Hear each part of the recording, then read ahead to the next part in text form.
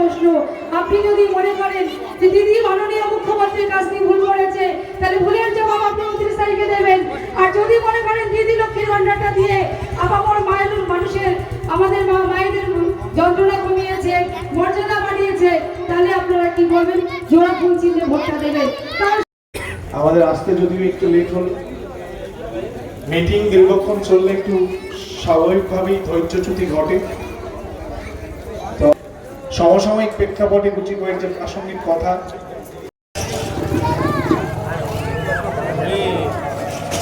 এইরকম একজন বিদগ্ধ বর্ণময় ব্যক্তিত্বকে আপনারা যে বিধায়ক হিসেবে পেয়েছেন, আমরা যে বিধায়ক হিসেবে পেয়েছি, এটাই আমাদের কাছে অত্যন্ত পরম সৌভাগ্যের বিষয়। রথীন বাবু জিতবেন, এটা শিওর। একটাই দাবি, 2026 সাল সেই মার্জিনটা যেন 70,000-এ যায়, সেই দায়িত্ব আপনাদের কাঁধে তুলে নিয়ে এই মিটিং এর স্থল আপনাদের ছাড়তে হবে। তাদের গালে থাপ্পড় কষিয়ে 4 মে যখন ব্যালট পেপার খোলা হবে, ইভিএম বক্স খোলা হবে,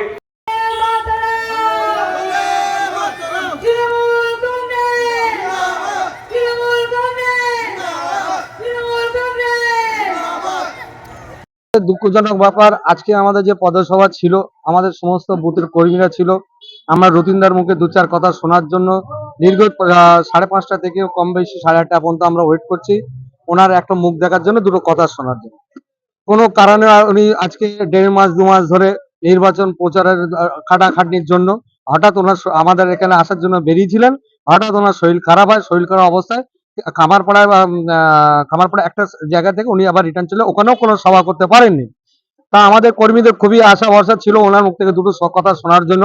আমাদের আবার 24 তারিখে একটা পদসভা এখান থেকে আছে, সেই পদসভায় ওনার মুখ থেকে 2-4 কথা শোনার জন্য আমাদের কর্মীদের থাকার জন্য আহ্বান করবো। এটা আমারও খুব দুঃখজনক।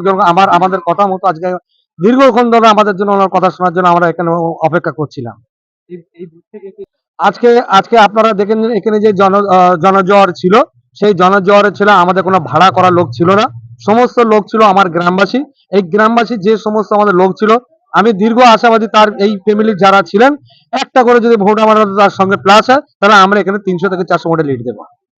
ঘুরিয়ে বলি, এই জোর কদমের শব্দটা যেটা আপনার মুখে শুনলাম, এর বাংলা মানে যেটা বুঝি ব্যাপক প্রচার হচ্ছে। তো আমি বিজেপি কোনো মিটিং এখনো দেখিনি আমার ব্লক, সেটা করতে পারে, কারণ ওরা অনেক রকম বলেছে 15 লাখ টাকা দেবে, সে টাকার হদিশ ভারতবর্ষের মানুষ পায়নি। এটা সেরকম গিমিক। প্রথমত ওরা ক্ষমতায় আসবে, তারপর তো দেওয়ার প্রশ্ন, সেটা আগে আসুক।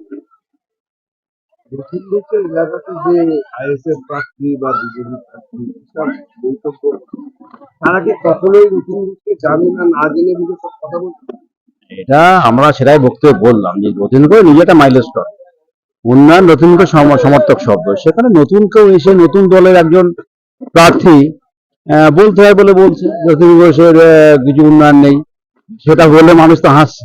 আপনি বলছেন উন্নয়ন হয়েছে, অথচ দেখা যাচ্ছে গোবরায় একটা রাস্তা ব্যাপক হারে সেখানে মানুষের চলাচলের অবস্থা নেই বললেও চলে, ভীষণ খারাপ।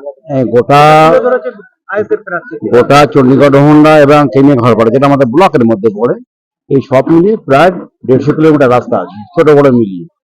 একটা গোবরাই নেই, ব্যতিক্রমীদের উদাহরণ হয় না, ওটা যদি না থেকে থাকে, মন্ত্রীর নজরে আছে, নিঃসন্দেহে কিছু একটা ব্যবস্থা হয়ে যাবে। ওটা যে উদাহরণ যেগুলো আছে সেগুলো বলছে না কেন? সেগুলো তো বলা উচিত। আমি যখন কোনো মানুষের সমালোচনা করবো, আমি ডান দিক বাম দিক সব বলবো, যেটা ভালোটা খারাপ, আর শুধু খারাপটা বললে বুঝতে হবে ওর অন্য উদ্দেশ্য আছে। মানে এটাতে রাজনৈতিক ফায়দা লোটা যাবে না। সবাই বললেন এইসব শব্দ, দেখুন সংসদীয় রাজনীতিতে সব থেকে খারাপ শব্দ ইউজ করেছে বিজেপি। শুভেন্দু অধিকারী নিজে দাঁড়িয়ে রাজ্য বিধানসভার মধ্যে দাঁড়িয়ে বলেছে যে তৃণমূলের মুসলিম বিধায়কদের চ্যাংদোলা করে রাস্তায় ফেলে দেবো। একটা আইনের যেখানে পক্ষ, সেখানে দাঁড়িয়ে রাজ্য বিরোধী দল নেতার বক্তব্য। এদের বক্তব্য হলো সালাকো গলি মার দো। দিল্লিতে যখন শাহিদ যখন এনআরসি বিরুদ্ধে হয় নন পলিটিক্যালি, সেখানে বলেছে। ওদের মুখে সব মানায় না। মমতা ব্যানার্জি নিজস্ব ঢঙ্গে বলেছেন যে রাজ্যে যেভাবে অরাজকতা সৃষ্টি করছে, সাম্প্রদায়িকতাকে আমদানি করছে, গুজরাটি মডেল করার চেষ্টা করছে, সেটা বলতে গিয়ে উনি বিজেপির বিরুদ্ধে রণনীতি ভূমিকায় এটা বলেছে।